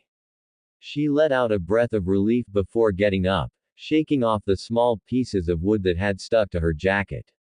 She glared at the tree, before swiping at it with her raw wind chakra, grinning evilly when she saw it divide into many blocks of wood. That was how Minato found her daughter, looking like a maniac over a chopped-up tree. He rubbed his temples. Do I want to know? Naruto chirped. Nope. Minato couldn't be any more proud of her when he saw the different versions she came up with. Their surroundings were trashed, trees bent, blown up, and large craters were formed on the ground. Naruto panted as she collapsed onto the ground, tired. That's all I can show you for now. The Rasenshuriken is too destructive, and it probably needs to be used against many people to show just how powerful it is. Minato shook his head in amazement. Minato-sensei. What is it, Naruto? The younger blonde sat up. Could I practice seals with you when we get home? She asked shyly, which was quite uncharacteristic of her. Minato laughed as he ruffled her hair. Sure. Come on, we need to get back with everyone else. He frowned when he relooked at how much damage the area had. Hokage-sama's going to be quite mad about this. Naruto grinned. She loved being with her dad. She remembered feeling like this with Jiraiya, like whenever he bought her ice cream and, basically acted like how a father would. Speaking of which, Minato-sensei, when's Ero-sennin going to come back to the village? She frowned. I remember you saying that he was away on a mission. Minato blinked. Oh yeah, he was supposed to be back here right about now. He was supposed to go gather some information, if I remember correctly. Naruto whooped. Alright. Somewhere else in the village, a man sneezed as he peeked through a hole, alerting the women inside the bath of his presence. Rin. Obito called out as the girl punched the ground, which cracked open in numerous cracks. Rin looked up to find her black-haired teammate who jumped away from the crater. I need to ask you a favor, but before you freak, I want you to give me a chance to explain. Rin stood up straight with a concerned frown at the seriousness in his tone. I want to transplant one of my eyes with Kakashi's. Rin stuttered, what? Did you tell him first? He shook his head. It would be a surprise. I haven't given him a present yet, remember? It's perfect, and he'll need it. I'm planning on giving it to him after I completely unlocked my Sharingan, though I think I'm almost there. Rin ed in a breath before exhaling slowly and swallowed hard. So you really want to do this? Her voice shook as Obito nodded. All right, Obito. Did you discuss this with your clan head? Obito looked down. Not yet, but I believe Fugaku-sama would understand, since Naruto would be explaining hopefully before I tell him. I haven't told her my plan either.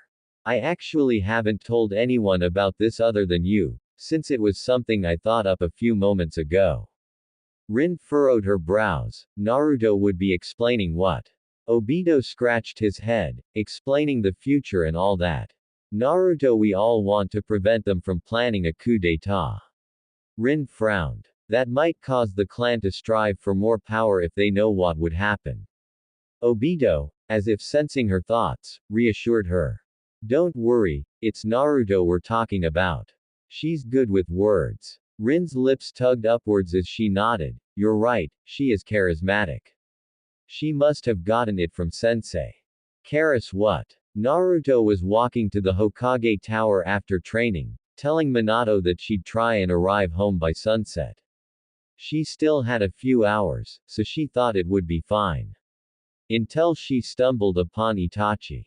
Itachi, an unbelievably cute 5-year-old Itachi, walking down the streets with his mom, holding her hand with his small one. Makoto was kind and polite, recognizing her from Kushina's detailed description. Apparently, Kushina grew very fond of Naruto already even though it's only been a few hours. Chatting with Makoto a little or talking with the little boy didn't cost too much time, and they were about to go separate ways. That was, until Itachi grabbed hold of Naruto's shirt, blushing. and refusing to let go. Naruto thought it was very adorable, but that thought was overpowered by disbelief. This was Uchiha Itachi she was talking about here. Naruto used to view him as a cruel, murdering, psycho man before finding out the truth, and then viewed him as a very caring, kind, wise older brother. Not this unbelievably cute child. Naruto's brains weren't functioning properly at the moment, so she has problems thinking of other words which could have described him better, that cutely held onto people they've barely met. Makoto smiled sheepishly before trying to pry Itachi's little hands open. Itachi, she needs to go somewhere right now, and we need to get home so that I could cook, remember? Unfortunately, Itachi started hugging the blonde, stubbornly wrapping his arms around her waist. Makoto now tried to pull at the boy's legs. I'm terribly sorry about this, Namikaze-san. He normally isn't like this. Naruto laughed. It is fine, really, and please call me by my first name. I'm not good with formalities. I don't really mind if he comes along. I can bring him back to your house once I'm done if that's fine with you. Makoto smiled. I'll call you by yours if you call me by my given name, and I'm really sorry about this, Naruto-san, but can you babysit him for a while? Naruto grinned. Sure, Makoto-san, my pleasure. Was what happened, and she had Itachi's hand on hers. Naruto heard whispers with something along the lines of, adorable, and, oh my god, isn't that the Yellow Flash's sister? She was proud that her dad was well known and all, but seriously, couldn't they remember her name? It would save them the trouble. And stop the incredibly unattractive eyebrow twitching she had going on. The two talked along the way, talking about their everyday lives, family, that sort of thing. Itachi realized that they were heading to the tower, but didn't say much about it, deciding that it was personal matters concerning the Hokage. He was very polite that it scared her. I couldn't believe he's a lot younger than me. But it was kind of cute on him. He bowed. When they arrived at the Hokage's office, Naruto grinned. Hey, Hokage-sama. Her wide smile turned into a smaller, sheepish one as she hesitantly asked, Itachi, would you mind waiting outside? He shook his head and bowed, again, leaving the room. Sarutobi raised a graying brow, but didn't ask, to which the blonde was grateful for. I wish to disclose classified information concerning the future with Uchiha Fugaku, the head of the Uchiha clan. The man sighed, to prevent them from planning a coup d'état, I presume. He pinched the bridge of his nose at her nod. And you're sure you can persuade them? You understand that there is a high possibility of it backfiring. They might use this knowledge and view it as an opportunity of a lifetime. Naruto nodded once, face serious. I understand, but I won't let that happen. Very well. As Hokage, I grant you permission. He smiled. I wish you good luck. Naruto rubbed a finger at her temple, planning in her head just how she was going to make this work. She smiled when she saw Itachi looking around as he sat in his seat, waiting for her. Sorry for making you wait, Itachi. Man, I feel horrible for making you put up with being dragged by me and all, so as a reward, I'll buy you some snacks. She grinned and felt relieved when his face brightened. I won't let you eat them on the way though. I don't think your mom will appreciate me feeding you right before dinner. She held out her hand, which he took automatically as he turned red and looked down, away from her warm smile. Naruto blinked, wondering if he felt sick. Odd. After buying some Pocky, apparently Itachi was crazy about them from the convenience store. They were at the main house's doorstep. Naruto heard some muffled voices inside. Obito, would you get the door please? That sounded like Makoto's voice before another answered, okay. Imagine Obito's surprise to see his blonde teammate hand in hand with his younger cousin. You know, Kakashi isn't going to be happy about this. Naruto glared. How many times have I told you that he doesn't? He blatantly ignored her. Hey Itachi. Did you meet her boyfriend, yet? Itachi scowled and shook his head, holding Naruto's hand possessively. Obito just laughed while Naruto blushed. Kakashi isn't my boyfriend, Obito. He's a teammate and a friend. Apparently the two boys weren't listening. The older boy was talking to the other all about her boyfriend, and what he looked like. Naruto glared at the two, mostly at Obito, but blinked when she remembered another reason why she came. Hey Obito, the boy looked back, surprised by her serious tone. Is Itachi's dad here? He raised a brow. Yeah. You're planning on telling him now.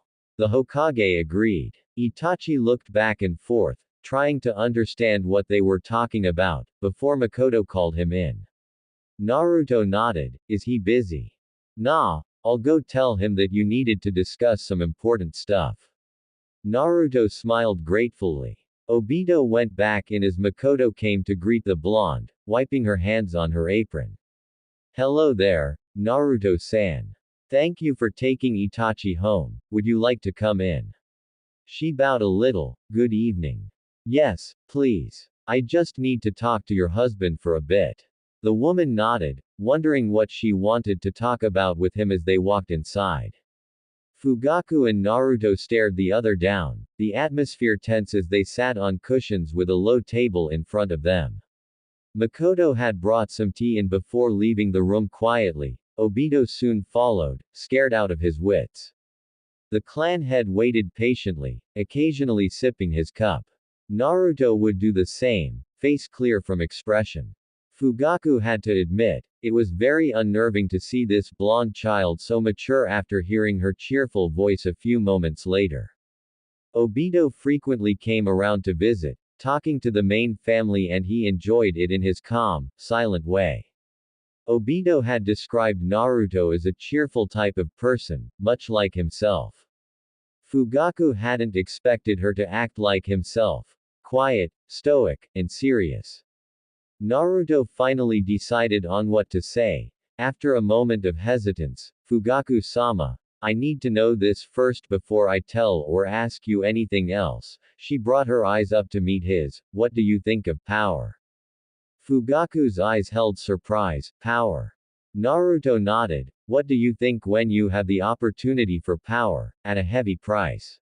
The color of her eyes seemed to change from the wide sky to the deep ocean.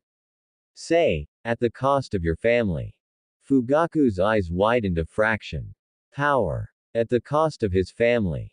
This sounded suspiciously like. He narrowed his eyes. Are you accusing me of being willing to kill someone I love to unlock the Mangekyo Sharingan? Naruto sighed. No, I never meant to accuse you of something you haven't done.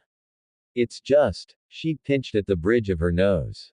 It's something that can't easily be put into words, Fugaku-sama. And before I let you know anything, I need to know how you would respond to it. Fugaku closed his eyes, thinking. I would choose my clan over power. Naruto hid her smile. That's good. Here's another one. Would you choose your son's happiness over power? Or would you make your son a mere tool for the clan? Fugaku's eyes flashed. What? Naruto repeated emotionlessly. Would you choose your clan's welfare over your own son's happiness? Fugaku closed his hands as he thought over her question.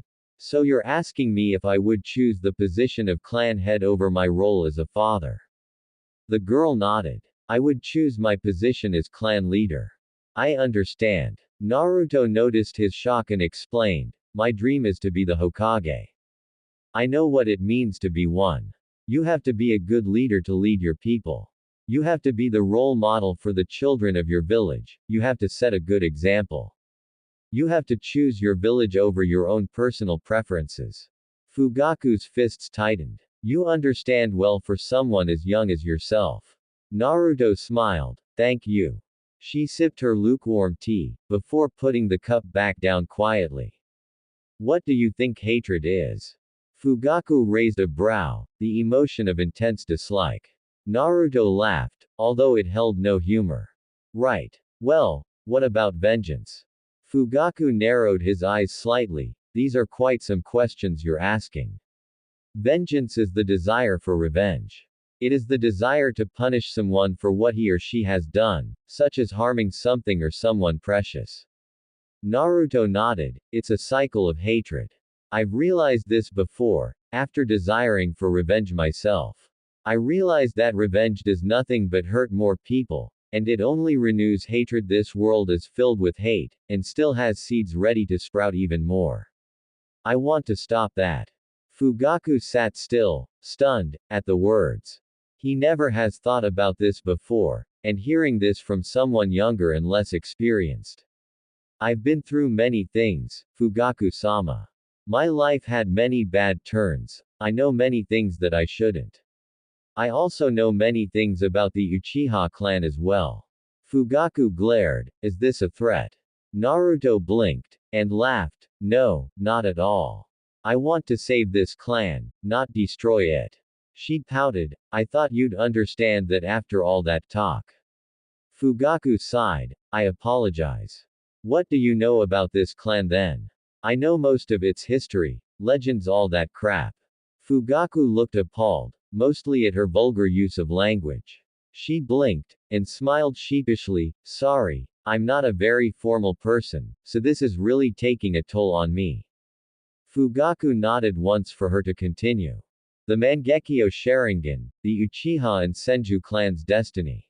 Naruto's eyes sobered. Is one of the two final descendants of the Raikudo Sennin. I fought your second child, Uchiha Sasuke. I don't have another son, Namikaze-san. I believe you're mistaken. You'll have one in the future. Fugaku's eyes constricted in incredulity, wide open, and eyebrows raised high.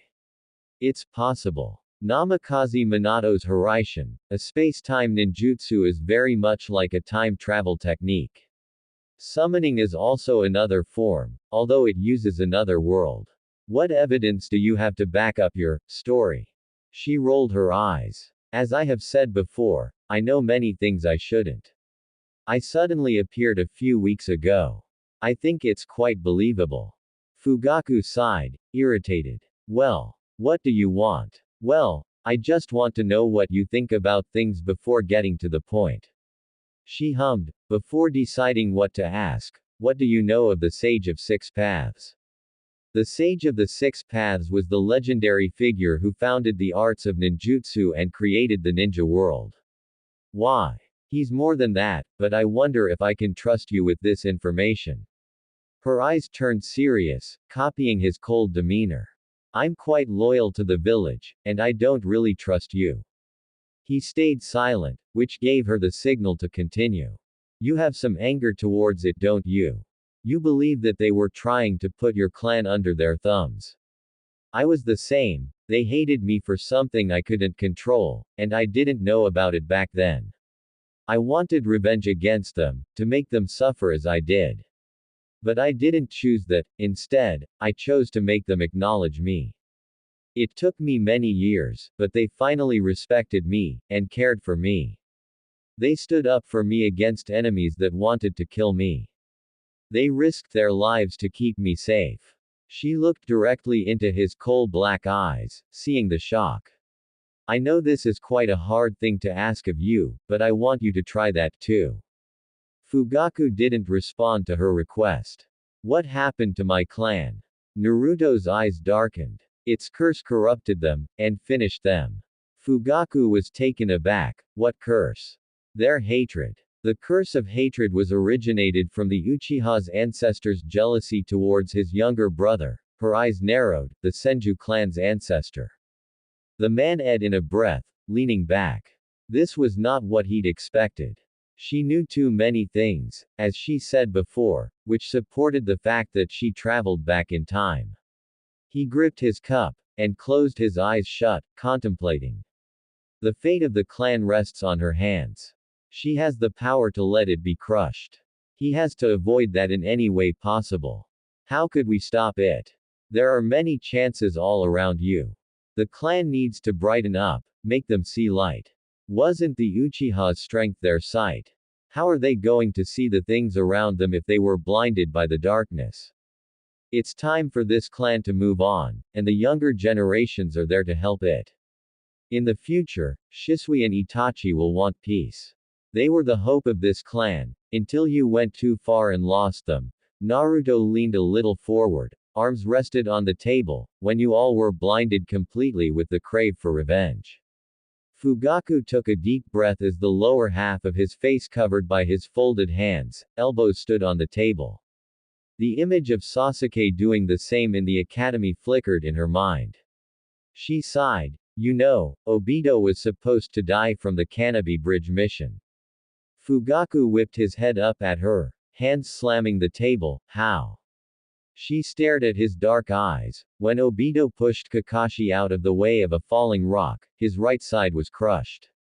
Unable to free himself, Obito asked Rin to give Kakashi, who had lost his left eye by an enemy, his remaining Sharingan to make up for not giving him a present to celebrate his promotion earlier. Then he was saved because. Yes, he was saved because I appeared. I knew how to avoid it. Now he and Kakashi have both eyes. She grinned, and now the Uchiha clan has a higher chance of changing for the better. There was a pause for a while until Fugaku finally spoke. I'm grateful that you saved him, Namikaze-san. Obito has become an important part of Makoto and Itachi's lives, and I have also become quite fond of him. At this, Naruto grinned, as he had a hint of a smile himself. I have a proposition that might benefit the both of us. Naruto walked down the streets, sending a few greetings and waves to the other villagers. She was still happy with the results of yesterday's visit to the Uchihas. She lifted the flap of her favorite food stall. Hey, Pops. Miso with extra pork, please. She grinned, hearing his happy reply. They talked a little while he prepared her lunch, and laughed loudly. Itadakimasu. The movements of her chopsticks shoving the noodles up her mouth were barely visible. She literally threw the bowl to her face as she drank the soup, and nearly spilled it all over her when she heard a voice behind her. Could you at least eat like a girl? She hid her smile behind an irritated mask as she growled, Shut up, Hitaki. She patted the seat next to her. Come on and order something already. He rolled his eyes as he sat, ordering the same as what Naruto was having. So what did you do yesterday? Your overprotective dad was pretty frantic and even came to my house for good measure to check if you weren't there. I don't even want to know how he even came to that conclusion. Naruto tilted her head in confusion. What did he think I was doing at your house? I never have been there before. Her eyes squinted to see his face. She was sure she saw his cheeks turn red. He coughed into his hand, looking the other way as Chuki laughed very loudly. Never mind. She pouted in disappointment, huffing, before remembering his question. Oh, I had a few things to do and sort of got late. I also met Itachi on the way, and he was incredibly cute. Itachi. Naruto raised a brow at his tone. Yeah, remember. Obito's cousin. He furrowed his brows, before blinking in realization. Ah, that brat. Yeah, that brat. She pointedly looked at him, or moreover how he seemed to relax. Seriously, if I hadn't known you any better, I'd think you're relieved or something. He snorted, but didn't say anything, or she thought he didn't, since Obito had come in and announced himself very loudly. I finally found you. Did I interrupt something? His lips stretched into a wide smile. Sorry for bothering you too, I'll find you guys later. He sang as he walked away. Great, Naruto thought, now things are just weird. It turned out that Obito was about to invite Team 7 over for dinner, asked by Makoto and Fugaku, before he misunderstood Naruto and Kakashi's situation. After he informed them and was put into a long speech about how they weren't dating, they went straight to the house to wait for Minato and Rin. Makoto had also invited Kushina, and they were currently at the kitchen making the food. Kakashi had to admit that this kid was getting on his nerves. He glared back at Itachi, who had initiated the intense battle. If it wasn't for the lightning from their eyes sparking at each other, many people would have thought that they were merely staring. What's your problem? He all but grit out, which put a smirk at the boy's face. Itachi merely said, and walked away, further infuriating the silver-haired Junin. Naruto laughed nervously, slowly patting a hand on his shoulder. You do know that you can't kill the clan heir, right? Obito barked with laughter at the obvious frustration his male teammate was in. He wiped the tears that collected at the corner of his eyes. That kid's just precious, man. He choked out before going off to find his cousin. Which left Kakashi and Naruto alone in silence again, so Naruto looked at the pictures neatly placed on some shelves or on the wall to break away some of the awkwardness. After she observed all of them, she looked around. Obito isn't coming back here, is he? Kakashi sighed as he shook his head, knowing what that idiot was up to. Probably not. Naruto shuffled, a little hesitant, before blurting out, "Can I touch your hair?" He faltered, before regaining balance. What? He asked incredulously, wondering if he misheard the girl. Your hair, it's like, floating and all that. I never really thought about it much before, and I'm really bored right now. He did a curt nod before she grinned and ran behind him, reaching out to touch his gravity-defying hair. He stood as still as a statue, as she awed at how soft it was. This was beyond awkward. He refused to let out a sigh of relief when she finally pulled away, but groaned when he saw the scene behind him. Judging by her horrified face, Naruto was too shocked to let out a sound. Behind them were the rest of their team, and the main family. Kushina, Makoto and Rin squealed in glee, Obito's grinned sly with a camera at hand, Minato gaping and Itachi looking murderous. Fugaku seemed neutral, but when they saw the tip of his lip twitch, they knew it was over. Kakashi and Naruto wanted to cry in self-pity. Obito's grin turned into a feral, evil smirk, and now's the part where Kakashi gets chased by a fellow love rival, and the famous overprotective brother. Minato cracked his knuckles, the smile on his face obviously fake, backed up with an angry tick plastered on his head. You better take this part in high definition, Obito. I want good copies. When they finally settled down to have dinner, they chattered about themselves to get to know each other better. Team 7 and the three main Uchiha had many conversations, laughter filling the room, along with Fugaku's occasional chuckles. Kakashi and Naruto resisted the urge to slam their heads on the table when Obito opened his mouth. You could take a guess at what it was about. Here's another hint for the idiots that still don't get it. Makoto squealed again, and Itachi leaked out impressive killing intent. Other than the embarrassing details listed on Kakashi and Naruto's accidental kiss for the two mentioned anyway, they had a fun time. Kushina bawled, I can't believe I missed that. I wish I stayed to watch. Makoto giggled at her obvious distress before asking, who's up for dessert? Obito and Naruto shot their hands up and shouted out, me. While the others did the same, more quiet and calmly. The clan head's wife merely laughed as she went back to the kitchen to get the source of their enthusiasm. Everyone couldn't stop their drooling as the sweet scent of the baked pastry filled the air. They were overwhelmed by the aroma that instantly flew out as Makoto cut the apple pie, the fruit's juice spilling out as the knife sunk down. The guests clutched their seats in anticipation, clawing at the wood as the woman laid each plate in front of them. They waited until she finally sat down and thanked her before grabbing their fork and knife greedily. To say it's delicious was a horrible understatement of the century. The sweet smell and taste filled their senses as they bit down on the chunks of the apple and crust.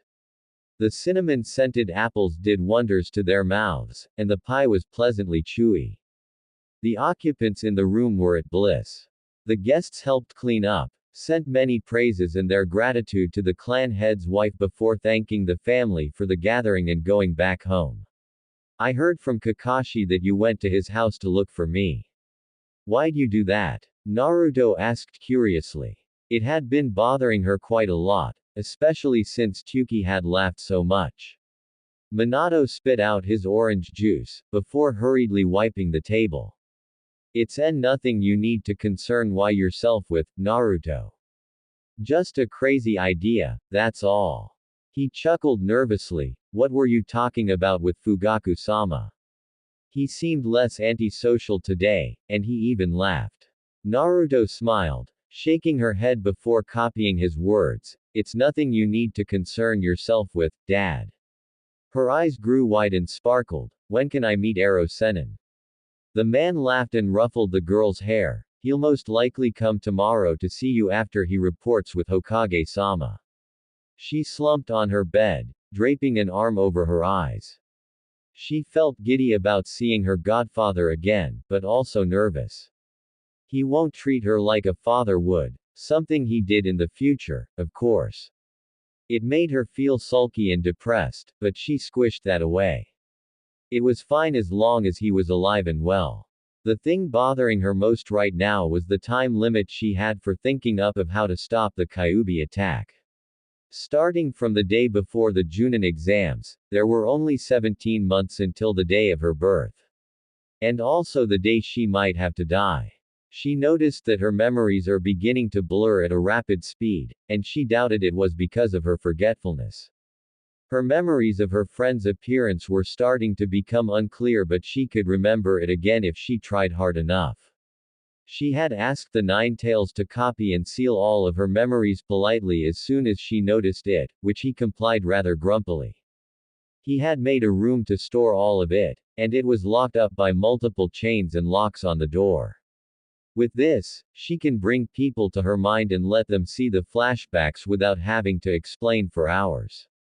It would make life easier, and Naruto felt extremely lucky that she realized early, since the important memories were still in great quality. Back to the main point, Naruto wondered. What would happen to her when her counterpart was born? Would she disappear, die, or merge with it? Were her memories fading one of the steps before she ceased to exist? I doubt anything would happen. The new brat might be different from you, since there can't be two of the same souls. Naruto nodded. That made sense. She had an idea of what she could do to prepare for the day anyway. Besides, she'll see for herself when the time comes, so she should just focus on what she has to do next. She'll talk to Jiraiya tomorrow and basically do more training, what with the Junin exams coming up. The other Chunin would most likely be strong because of the war. You better win, otherwise I'd be humiliated to call you my captor.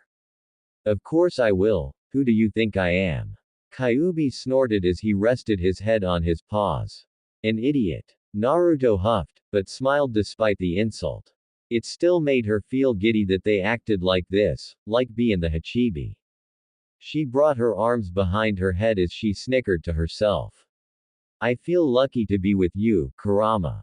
HNK. I never expected you to be the mushy type anyways.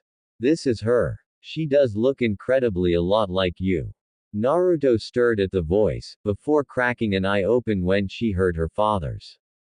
I've been told that many times.